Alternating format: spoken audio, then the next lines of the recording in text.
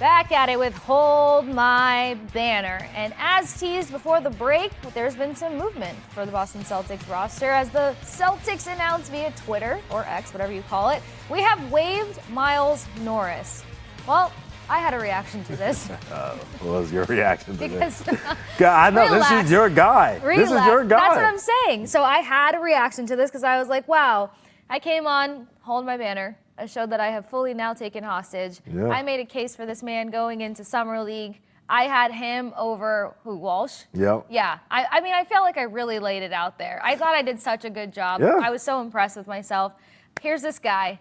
Numbers look decent, if not comparable to Walsh offensively. No. Edged him out defensively. Like, how does he not stick around? And then this, waived. What did you make of this? Well, you know, originally when I first saw it, I was like, dang, Casey, I'm so sorry. Because we've all been there before. You know, whatever sport you like, basketball, football, baseball, hockey, whatever, like you've been there before where there's this guy who's like underground who you really like and you love and you fall in love with him and you're like, I wish this dude played more minutes. I wish this dude played more snaps. I wish this dude got more at-bats.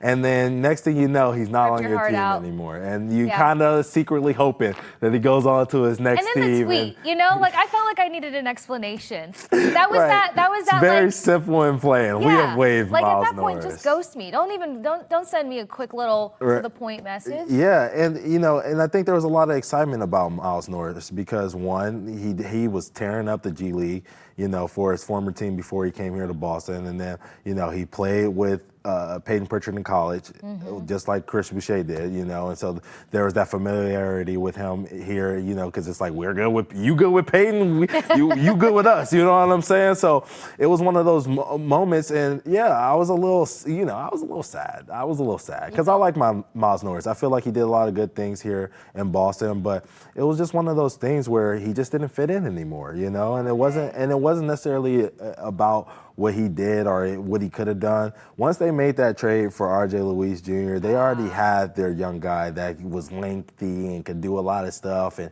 could probably play some small ball for and do a lot of things like that. And so they were taking their flyer on their guy, you know. So because obviously I'm still slightly wounded, but like you putting on your coaching hat, comparing these two, what made it make sense to be like, hey, we got to move on from Norris because now we've got this RJ guy, which like a lot of comments went out to you. I mean, of course, this is why I talked to Ante. The knowledge is on point, but just the way that you are able to paint the picture of why there's a better fit in on one versus the other. Well, first of all, Miles Norris is 25, so it's not old, obviously, but in terms of, you know, development, in terms of development for basketball and stuff like that, he's up there, you know, like you're not really developing 25-year-olds, 26-year-olds.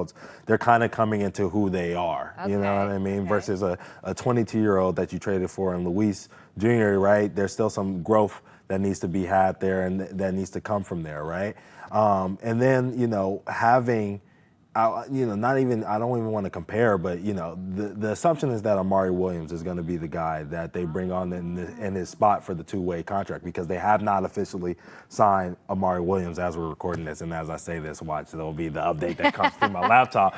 But, you know, tweet. You know, he has not been officially signed. And so, you know, the Celtics have a lot of young wings that they already know what they have, right? They have Jordan Walsh. They have Baylor Shireman. You know, they know what these dudes are kind of going to be in the Boston Celtics system already. And so when you're looking at their big situation, there's a lot of question marks. We don't know what Luka Garza is going to be, you know what I mean? We know what Nemi is, but we're still trying to figure that out. We know what X is, but we're still kind of trying to figure out Xavier Tillman. And then, you know, with Boucher coming in, we don't know how he's going to fit in with this team. And then Amari Williams, the guy that they drafted, you know, they're going to take an opportunity to give him, you know, some minutes and see what he does in the two-way situation and what he's going to do in Maine and all this other stuff. So, you know, they drafted them because they wanted to take a flyer on them. They didn't draft him to have him play summer league and let some other team get a look at him and, you know, whatever. So Miles Norris just kind of became the odd man out, you know what I mean? Because the new guys are the new guys. Yeah. So you mentioned Amari Williams. Let's walk with him for a minute because one, expectations in terms of potential contractor getting the signing done, and then where does that put him contribution-wise in terms of like timeline, you know? Does this bump up the expectation of him contributing sooner rather than later? Because it just feels like we're bringing in pieces and moving about from them, and like you said, he kind of got pinched out, but also he didn't fit the bill anymore. Yeah, with Amari Williams, I think this is just an opportunity for him to, be secure on this roster, not signing him to an Exhibit 10 or to a G League, because you don't want anybody else to have opportunity to, like, go get your guy, you know what I'm saying, or give him a 10-day and then he goes, whatever. You want him to be a Boston Celtic because you're the one who believed in him, and now he's shown flashes of being a player that we all thought he would be. He came in, he played defense. He came in, facilitated at a high level. He came in and showed that he needs to work on his offensive game as far as his touch around the rim and his post moves and stuff like that. We knew all of that was there, but he showed the ability to do that at a high level already in the summer league. And when he played, they won. They won every single game that Amari Williams played in. So you might be able to credit him with the fact that, hey, this dude plays, the Boston Celtics win, obviously at the summer league level, but that's what we saw. So he's a winner. He plays defense. He facilitates. I'm not showing that to other NBA GMs and letting that walk out the door, but he does need to spend that time in Maine. You know what I mean? He needs to spend that time in Portland and build up his game, and he's going to do that over the course of this year so that he can be ready to play when Jason Tatum returns. All right. Now, basketball's made me feel extremely financially savvy, or lack thereof. When you see all of these moving pieces taking place, of course, one of the bigger questions is, what does this mean from the financial perspective of everything? Because are we getting closer to being better in a financial position, opening ourselves up to other opportunities, any other movements at the end of the season or at the end of the off season? So what does all of this movement mean to you?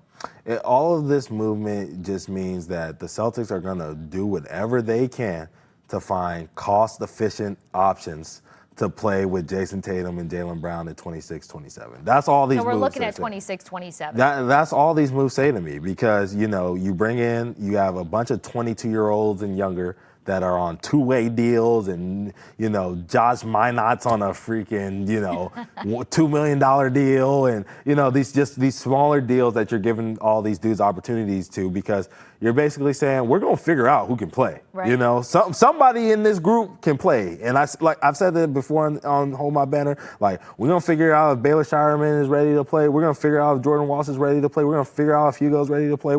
Somebody in this group. Got to play. Josh Minot, Luka Garza, you know what I mean? Amari Williams. I can throw out all the names. X, you know what I'm saying? Somebody's going to figure out who can play. You know what I'm saying? So moving on from Miles Norris, it's just giving the opportunity for the guys that they've brought in for a full season, because Miles Norris kind of fell into their lap. They were taking a swinger on him last year. I wouldn't say that he didn't pan out, but I don't feel like he's gotten better.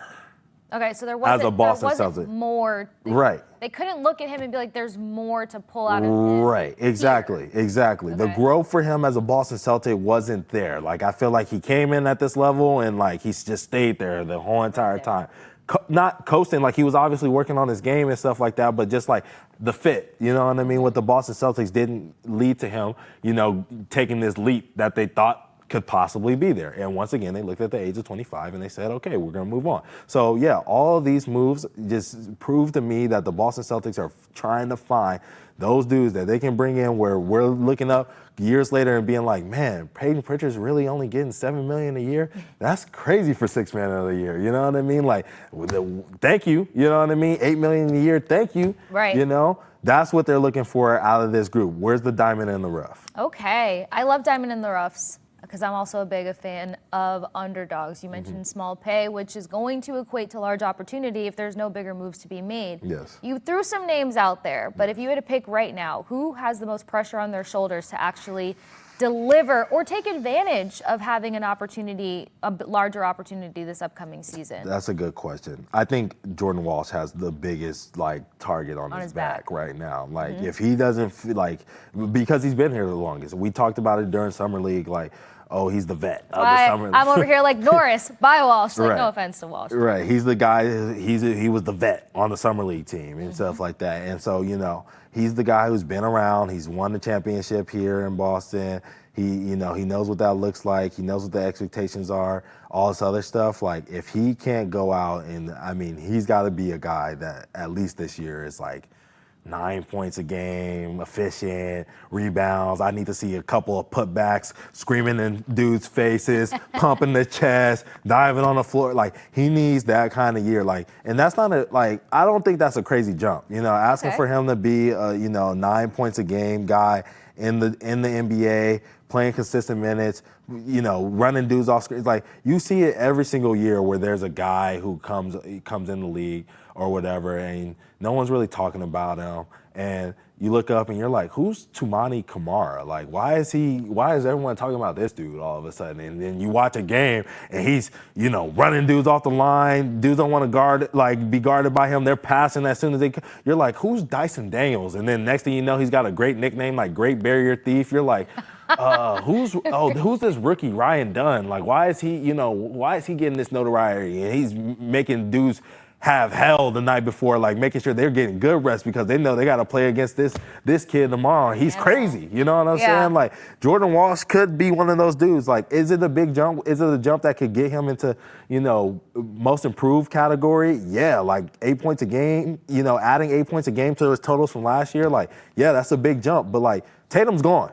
That's 30-something minutes, 35 minutes that are gone. You know what I'm saying? And, like, JB is coming off knee surgery. And, like, while I've seen him on Twitch and Twitter and whatever he's doing, streams and stuff like that with people, like, he looks good. But, like, different when it comes to full speed. Yeah, you can be sure when it comes down to the fact that, like, if the Boston Celtics are sitting there in a 8 seed, 9 seed coming into the trade deadline, they're going to be like, yo, shut Jalen down, you know what I'm saying? So if that's happening, then he's got to be performing. And if he wants to be back here in a Boston Celtics jersey, playing with Jason Tatum, have an opportunity to win a championship in 26, 27, he's got to ball. Because the contract year is coming up, and it's going to be, if he's not balling, like I said, it's going to be somebody else.